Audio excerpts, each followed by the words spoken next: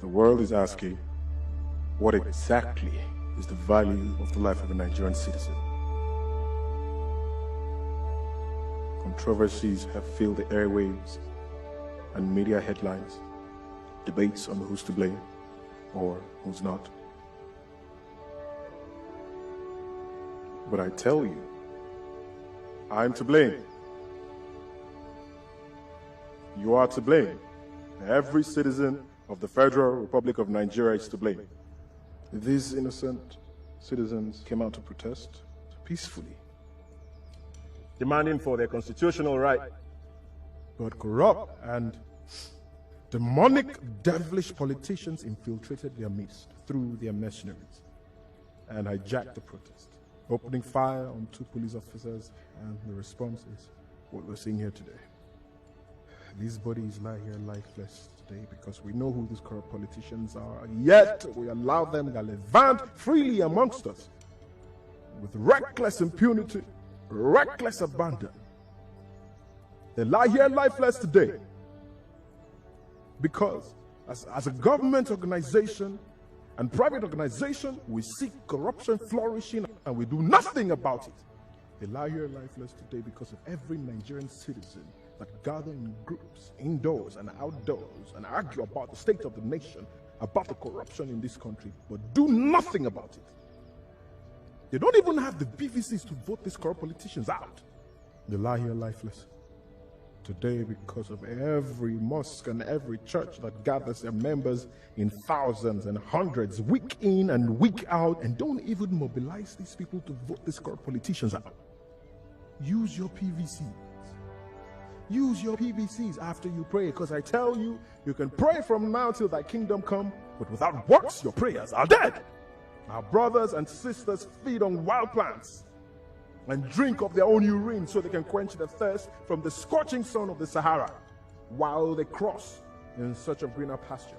And above that same Sahara, 35,000 feet above, we have these men sitting in their luxurious jets, sipping on expensive wine and corseted in their first-class seats, while they loot away our national treasure into banks in the United Kingdom.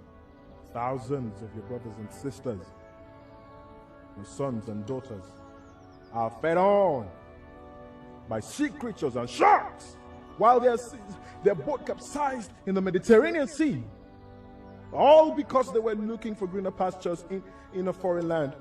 And then you have these men sitting their ugly, grotesque backsides on beaches in Malaga, Malibu, feeding on foods gotten from the same creatures that have for so long fed on your long-lost, youthful compatriots.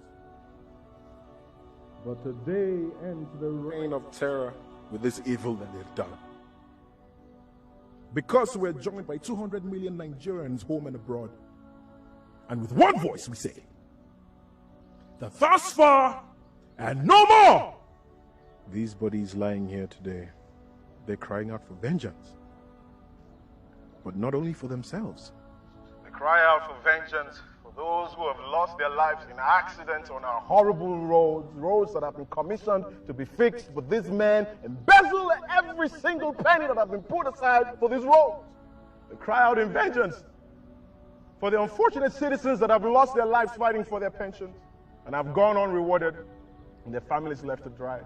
They cry out in vengeance for those that have lost their lives in civil and religious crises masterminded by these evil geniuses. They cry out in vengeance for our soldiers who have lost their lives to insurgents sponsored by these devilish politicians. They cry out in vengeance for our failed justice system that has seen thousands of men and women in prison for crimes they know nothing about. We will not be dismayed, my fellow compatriots. But there's absolutely nothing wrong with Nigeria that cannot be fixed by what is right with Nigeria. These masquerades of slavery have made a wrong spectacle of this great nation to the world. But together we will reconstruct the headlines and change the narrative.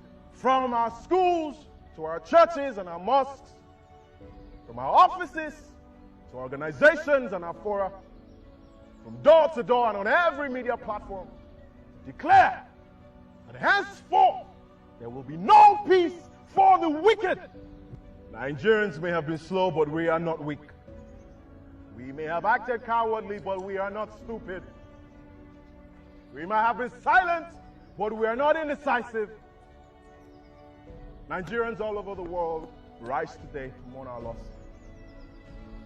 And we say that we will no longer give oxygen to these thieves so that they choke on their iniquities. We'll vote them out of office. Give corruption a befitting burial in our land. And together we will build a nation, so much so that the international community will join us in saying, "O death, where is your sting? O corruption, where is your victory?" So arise, O compatriots, Nigeria's call obey. Serve our fatherland with love and strength and faith.